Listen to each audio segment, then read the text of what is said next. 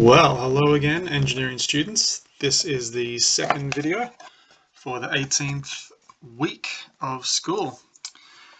I want to start out today by just saying a little shout out to Mr. Hans Sklar, who I didn't mention in the first video this week, but Hans has joined our Engineering Academy as well as our 9th grade, and he is very, very welcome. Some of you have wondered if Hans is going to be able to come in right now with all the stuff that we have been doing, and the answer is yes, he absolutely will be.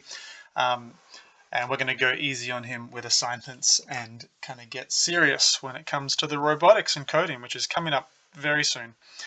So welcome, Hans. We're glad to have you do all that you can to stay up with it, watching these videos, and reach around and ask the others for assistance.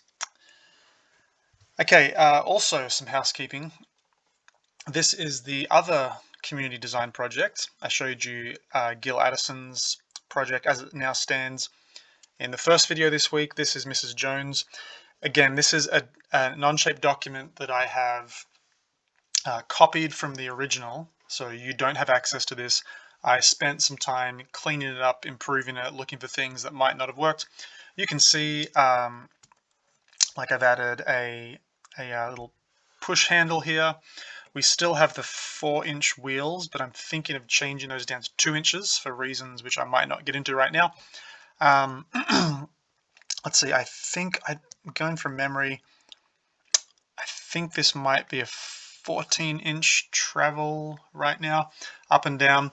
The 2 images on the left are, of course, the fully retracted lowered position, which is for sitting, and the ones on the right are for the fully extended standing position. The number one thing here, which is going to be the challenge, is of course the moving piece. Okay, how the whole desk comes up. I have a really good actuator selected, and Sam did a good job of modeling that. But the real critical thing here is going to be something called, tolerance. Whoa, tolerance. Tolerance is the idea of like how precise is your fit compared to your design, because you can design something in a 3D modeling program like this, and you can say, you know, this is a, well, what's a good example? This is a 36-inch long piece of wood. That is what it is. That's what the CAD program says. But when you come to actually produce that, in actuality, how short or long am I willing for that to be where it will still work? For that tabletop part, we don't need a very strong, strict tolerance. I'd say that could be, I don't know, man, anywhere from like plus or minus, let's say 1/8 of an inch, okay, which is about 3 or 4 millimeters. And that would be completely fine. That's very easy to cut to. I can certainly cut more accurately than that. But even if it was like 36 1/8 or 35 7/8 of an inch, it would be totally fine. It wouldn't change the design. No one would even know.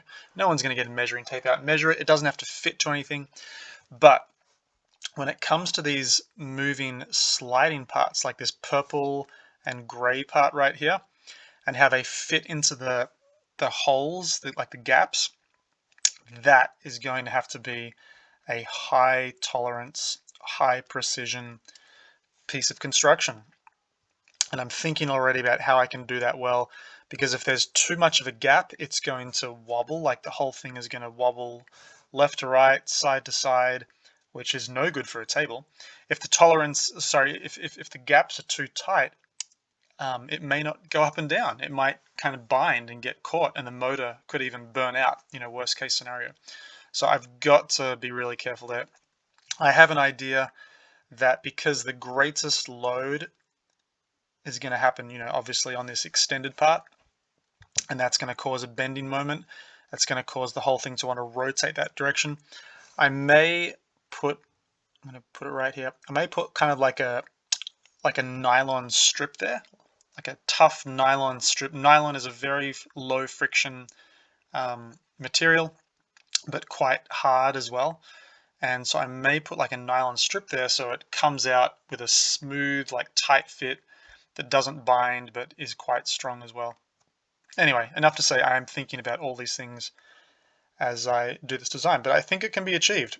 When you're on campus next, have a look at the wooden cart that I just made for Mrs. Smelly.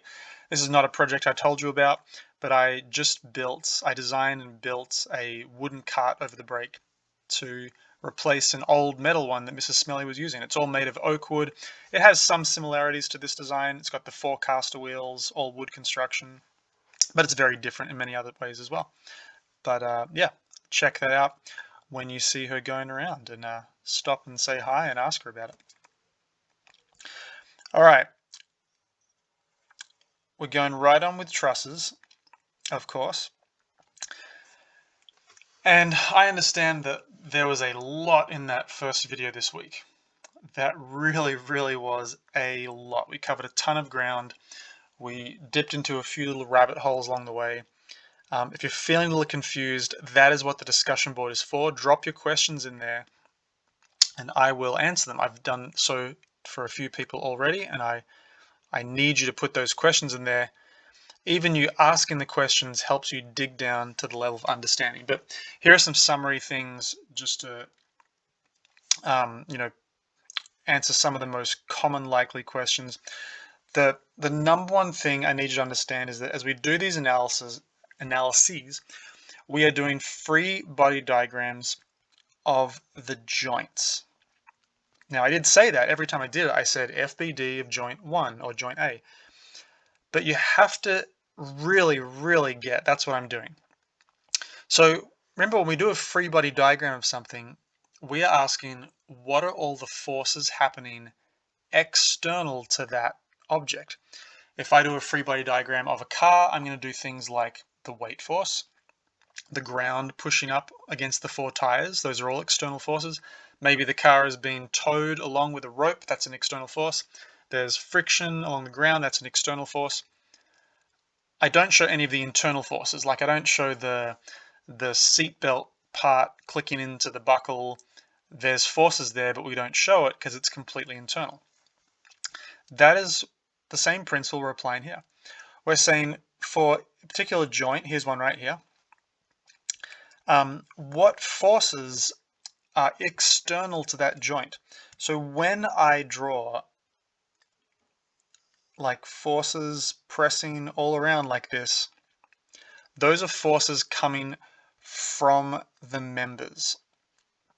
Okay, they are what the members are doing to the joint.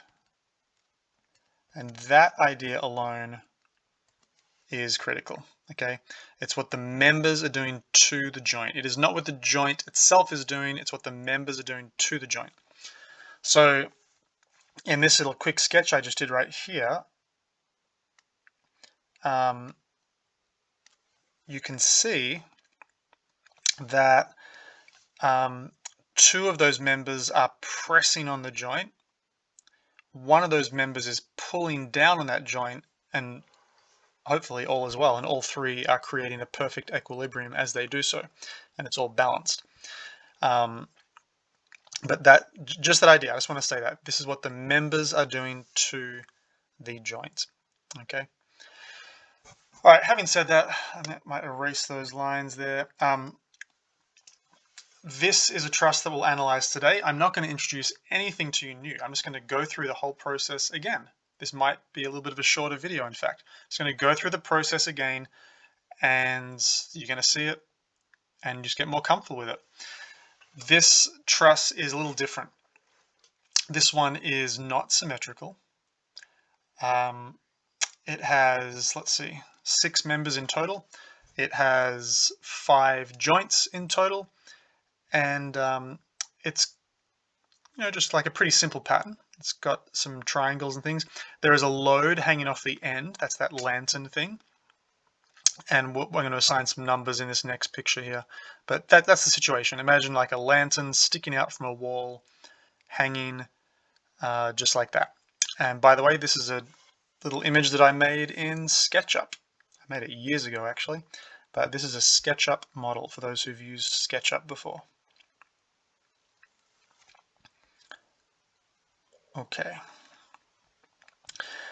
These are some numbers that I have just invented. There's nothing special or magical about them, but we got to assign some numbers somewhere.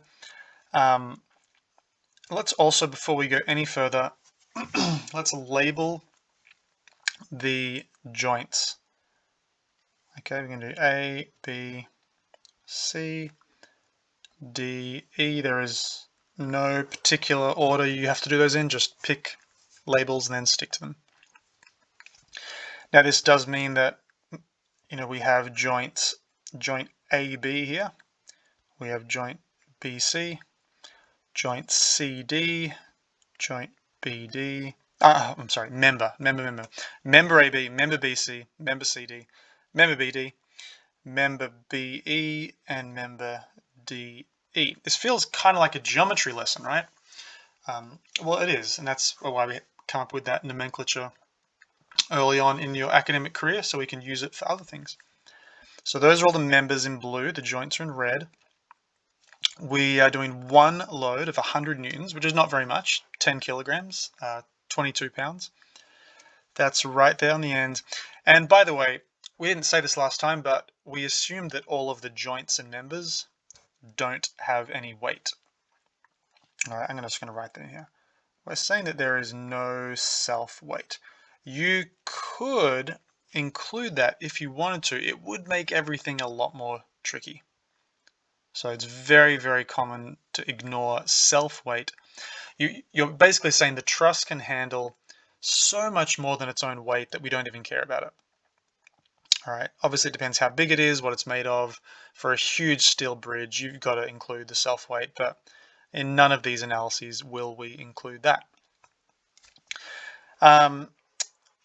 More important recaps, all of these joints are like pins or hinges, including the ones at the wall, A and E. There are no fixed connections in a truss. That's one of the whole important things that really actually lets us analyze it in the way that we have been. It simplifies the analysis to the point where a 9th grader can do it on the back of an envelope, or a 12th grader. But yeah, those are all pins, all hinges, including the ones at the wall. All right, let's see. So what we're going to do is we're going to start from really anywhere that we want, but you got to pick a starting location that makes sense, that is going to result in something solvable or soluble. Just say it out loud right now. You're in your bedroom, you're in your living room, who knows? But say out loud, which joint would you begin with? I hope that your answer is joint C. It's got a force already on it. It's got two unknown forces in those two members, CD and BC. That's very soluble. You have two unknown forces and two equilibrium equations. That's one way to look at it. You have the Fx and the Fy equations. Two equations, two unknowns. That is the ideal math situation. You could not start with joint B. You'd have four unknowns and only two equations. You couldn't start with joint D. You could start with A or E, but only if you first worked out what those reaction forces are. And it's actually easier just to start with joint C. So that is what we're doing. So here we go. Oops. We are going to do our free body diagram of joint C. So remember, we're saying what are the things being done to joint C. I'm just going to, maybe just this first one at least, I'll draw it here. We have 100 newtons pulling down. We have an unknown member force, CD. Let's just say that it's pulling up and to the left. I actually instinctively choose that because I can tell if there's a force pulling down, I need a force somewhere to pull back up to balance it. Member force BC is the other one. There it is. You know what? I'm going to do something. I'm going to do you a favor. Color coding is actually a really good idea. CD and BC. There you go. I'll stick with blue for the members. Okay, now some of you might be wondering, where did I get this angle here? I have an angle of 36.87 degrees. Where in the world did that come from? Well, that's just me solving that right-angled triangle. I have a right-angled triangle right here with side lengths of 3, 4, and 5. It's a 3, 4, 5 triangle. It's that most basic of Pythagorean triples. You can do the math. You can say, this is more for the older students I was doing this, but the arctan of 3 over 4 gives you that 36.87 degrees. Okay, then 53.13 degrees is the complementary pair to that. But this is also where in the textbook our friend was doing that fractional version as well, like 3/5 and 4/5 and that kind of thing.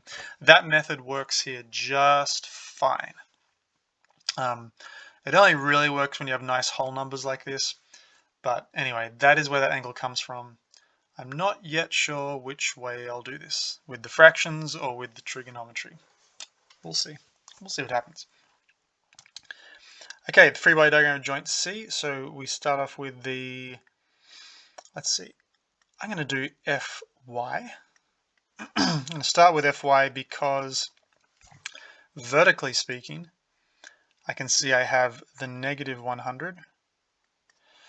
And then I have the positive vertical component of member force CD. And actually, I guess I was really referring to these as like F subscript, wasn't I? So let's keep doing that. What do I got? What do I have here? I could either write this as FCD, sine is opposite, sine of 36.87 degrees. I could do that, okay? That would be, let me just quickly briefly do it here in green. That would be this component right here, or I could draw it here, this component right here. Because if this is my angle, sine SOHCAHTOA gives the opposite from the angle. That's how I know that that is correct. That's one way I can write the component, or I could do it in the way that our author does. I could say that this is 3/5 of FCD. Okay, again, that's using the principle of similar triangles. 3/5 of the hypotenuse gives that side length. It has the 3 on it. 4/5 of the hypotenuse gives the side length that has the 4 on it. And if I actually pick up a calculator, you can try this yourself. Maybe you've already done it just now because you can see where I'm going. But if you calculate sine of 36.87 degrees, then you actually get 0.6. And you get a bunch of decimals, like you get like 0.0000142, so on. But what it's really trying to tell you is that the 0.6. Okay, it's because 36.87 was rounded off, so it's not giving us the best answer. But this is trying to tell us 3/5. 0.6 is 3/5. Okay, so either of these two methods are perfectly valid. We're just adding another little tool to your trigonometry kit. The fractions, again, only work when you have nice round numbers, or at least square root numbers all around your triangles, which unfortunately usually doesn't happen. All right, so we're going to march through this. Whoops, back to black. We'll solve this equation. I'm just going to stick with the 3/5 because it's a little easier. 500 over 3, that, doing some quick fraction work here. No calculator required. Now what is 500 by 3? I think that's 167 rounded off. 167, we're measuring in newtons for this problem. That is the internal force of member CD.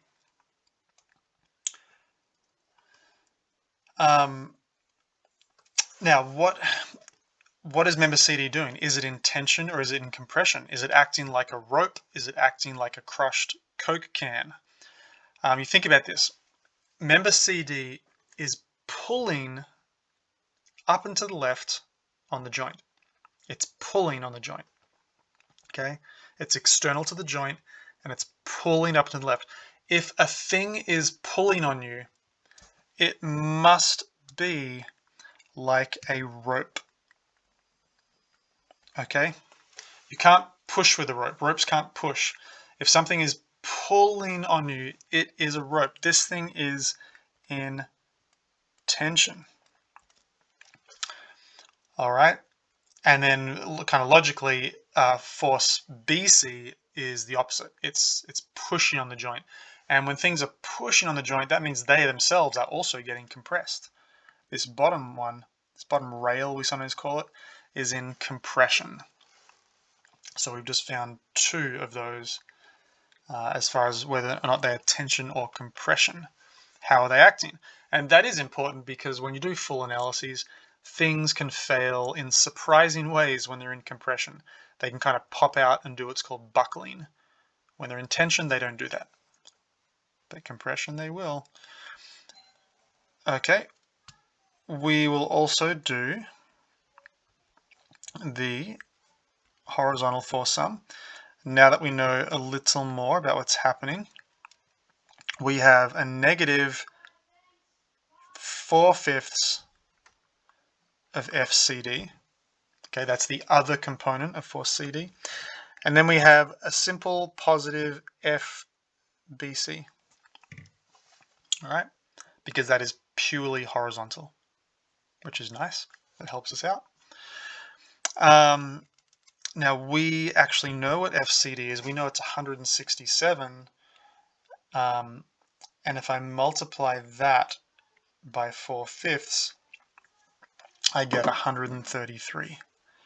So I'm doing two things at once right now. I just bumped it over the other side. I also calculated it at the same time.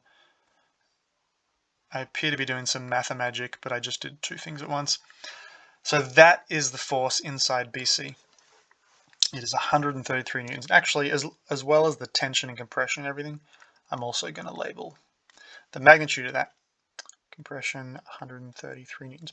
So right now, as we look at those first couple of truss members, and this is the whole point. This whole point we're saying, like, where is this thing being stressed the most? What's most likely to break? Well, if I had to pick one, I'd say that 5 meter long member CD. That's more likely to probably snap than member BC. Just it has more load on it. So let's see, it has like 25% more load. So, you know, we should probably keep our eye on that one. But let's keep working through the truss and we'll see what happens next. All right. We now have a choice. Would you rather go with joints B or joint D? Because you kind of work your way along. Joint B or joint D? I'm going to really hope that you say out loud right now, joint D. D for dog. You're going to pick that because that only has 3 members. We just solved member CD.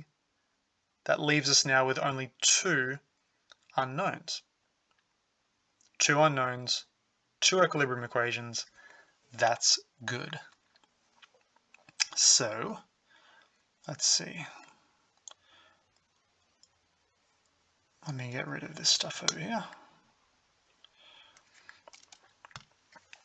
Let's do a free body diagram of joint D. And I don't know, yeah, I guess I'll do it. There's our joint. We have, looking back over at it, we have force CD pulling down and to the right. We have an unknown force BD pushing straight up, and we love those because no trig necessary. And then we have a member DE pulling straight to the left. And again, notice how I'm kind of picking the directions of these as I go, kind of seeing already which directions are going to cause equilibrium. Okay, now I said this in the last video. How did I know that for CD, okay, this one, how did I know that for CD was down and to the right? You might even say to yourself, isn't that the opposite of what it was doing over here? Over here, it was up and to the left. Now you're saying it's down and to the right. Why in the world didn't I draw it this way to be the same thing? Well, it's because if member CD is in tension, acting like a rope, which we established, that means it is like any good rope, it's pulling on both of its ends. You know, like you get two people in a tug of war with a rope between them. Both people on both ends feel like they are being pulled into the center of the rope. That's the sensation. Okay, the rope isn't pulling on one end and pushing on the other. Both ends feel a pull in towards the center, and so that is why when we just drew joint D right now, oops, sorry, wrong color. That's why when we just drew joint D, it feels that it is being pulled down and to the right towards the center of member CD. Hope that makes sense. You can rewind and replay that if it didn't. I'd like that to make sense. We are going to do our, let's do horizontal force sum this time. We have negative FDE, and then we have positive, what is this going to be? 4/5. Positive 4/5 of member FCD. 4/5 is the horizontal component. Therefore, FDE is 4/5 of FCD, which we actually just did that number just now, was 133 newtons. Okay, so we just got another one. FDE, 133 newtons right there.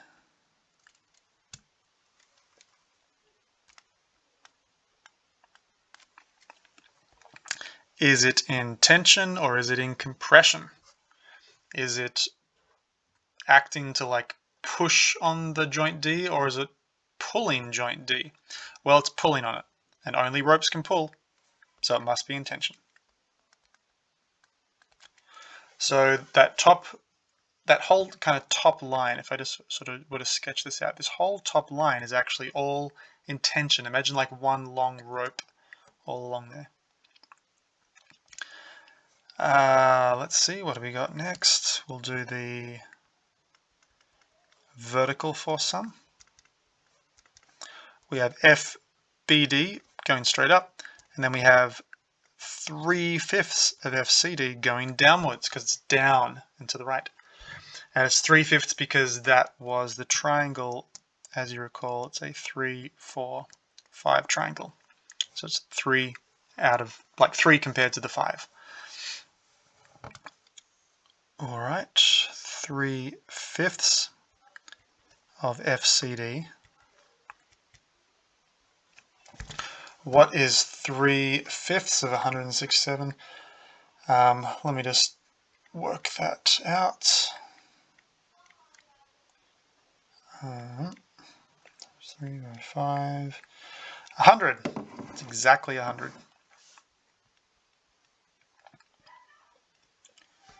That doesn't feel right, but I guess it is. It's exactly 100 newtons is FBD. No, yeah, actually that is right. So this one right here, this middle member is exactly 100. And is this in compression or is it in tension? Well, it's pushing on joint D. And if you're using something to push something else, then you're actually crushing it as you do so. It is being crushed in compression. Where can I put that? Compression.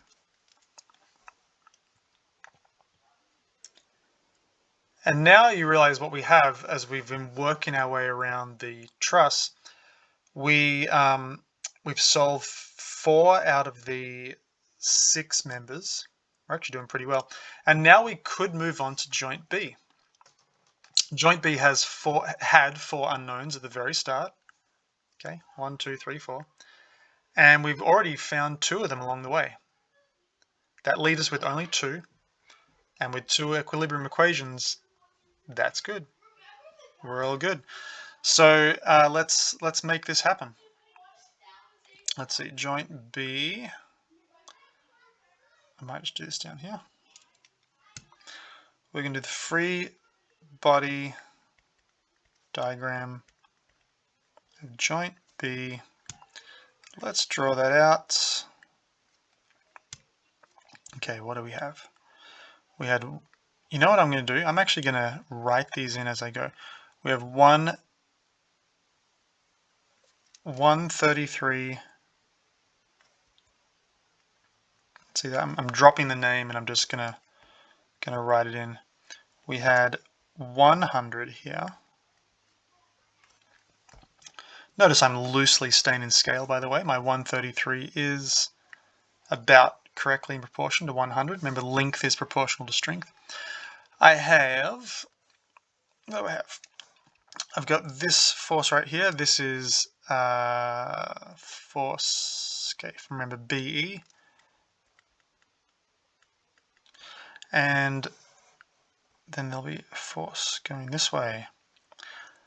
And I actually kind of know how this story ends, so I'm trying to make it look correct. FAB. Okay. It's actually going to be even more than that. You'll see. I can tell because I can see the triangles. All right. Let's do the vertical force sum.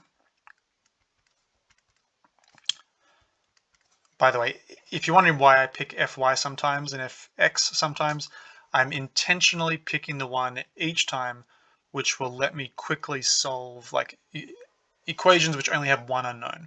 So I don't have to do simultaneous, or I don't have to do systems of equations.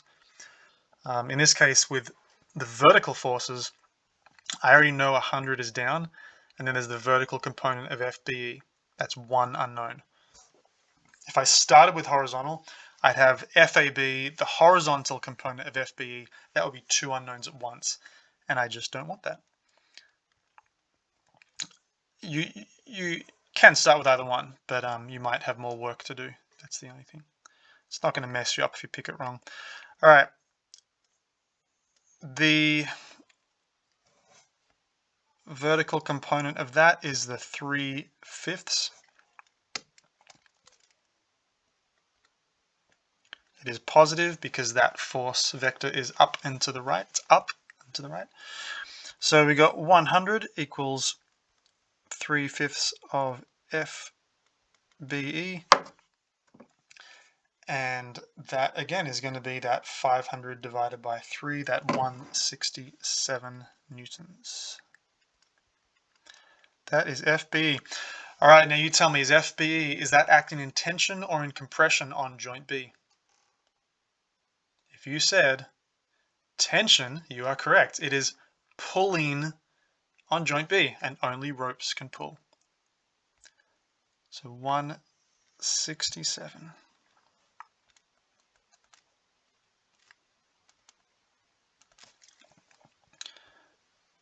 We keep on going back to our analysis. We do the horizontal force sum. Now we have FAB. We have negative 133. And we also have negative 4/5 of FBE. Okay, this is the other component. Okay, you always have these pairs of components. Here's one, here's the other. They always come in pairs. All right, let's work this out. We know what FBE is. It is 167. We know that the 4/5 of that is the 133. So let me just simplify this a little bit. Trying to not go too fast. 266. FAB is 266 newtons. Actually, you know what, if you do it really carefully, I'm a little bit cheating with my working here. It would actually go up to 267 because it was actually 133.3 repeating in both cases, which adds up to 0.6 repeating, which gives you 267. Little finer point there. 267.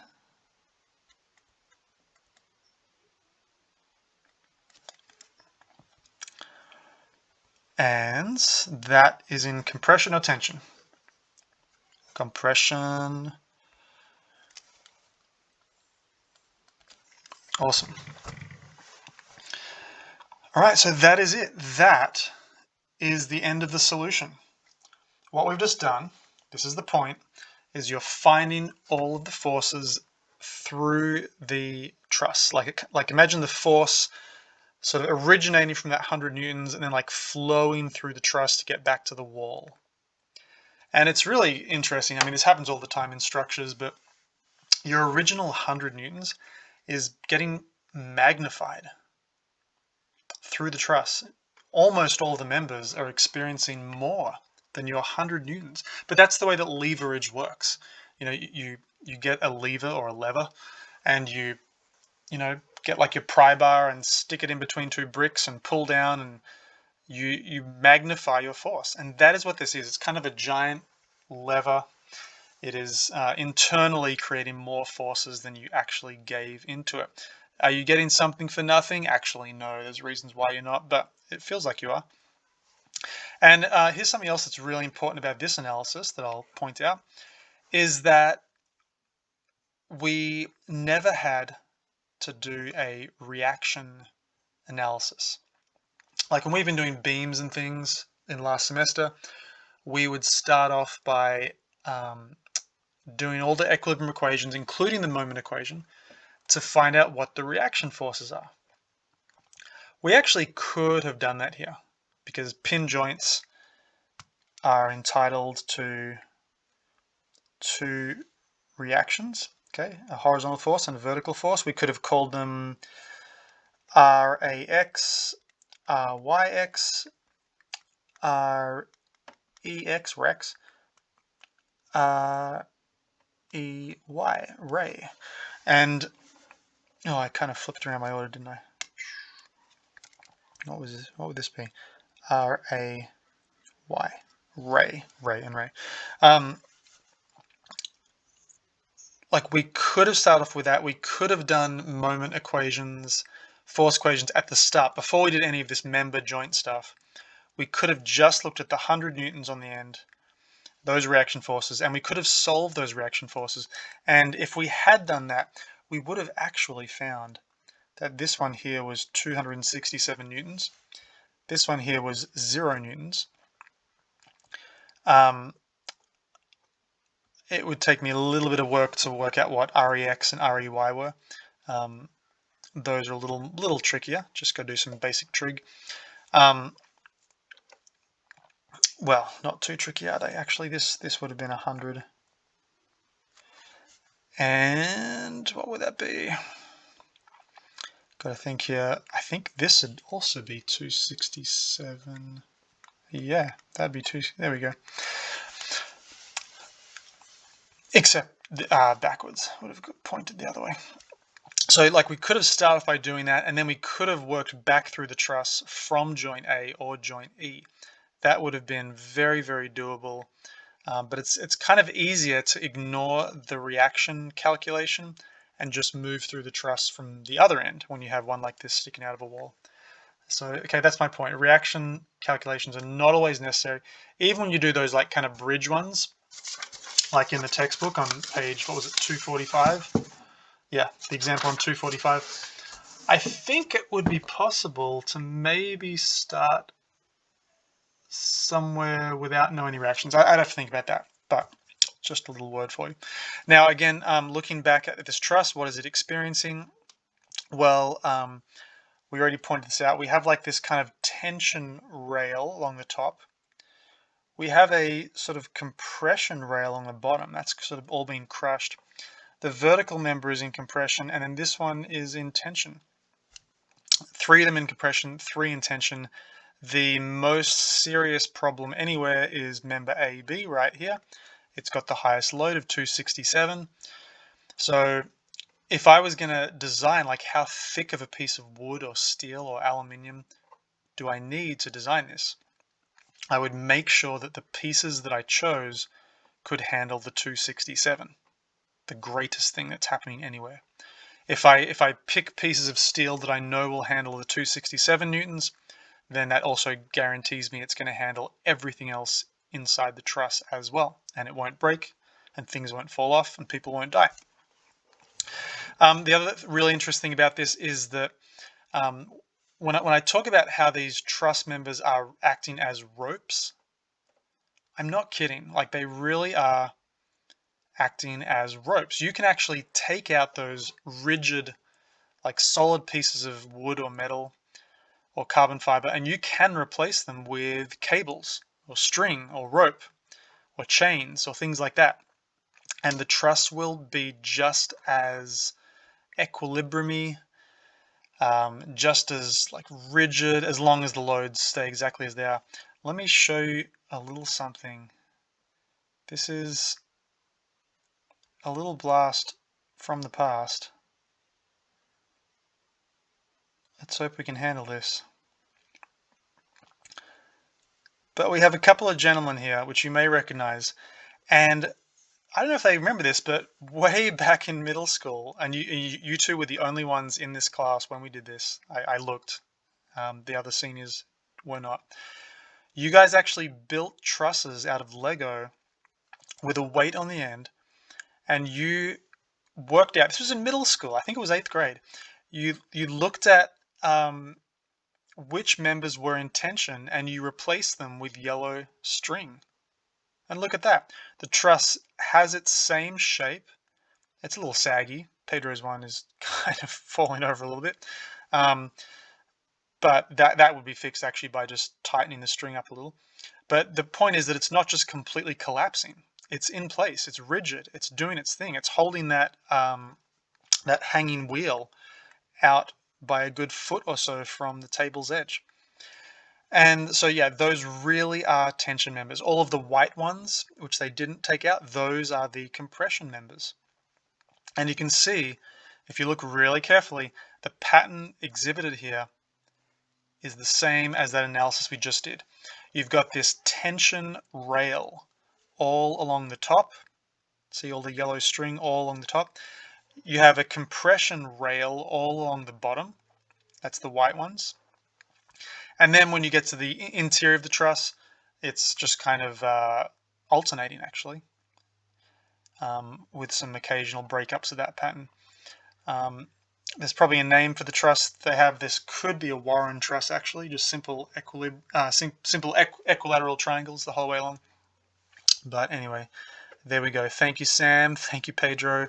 And that's Cole, right? I don't know where Cole is these days. I'm sure he's doing well. That is where we're going to leave it, with 2 embarrassing photos. And I hope that your assignment is going well. Please leave your questions or comments if you understood absolutely everything. Answer someone else's question or comments on the discussion board and get those assignments in on time. Thanks for listening. We'll see you guys later.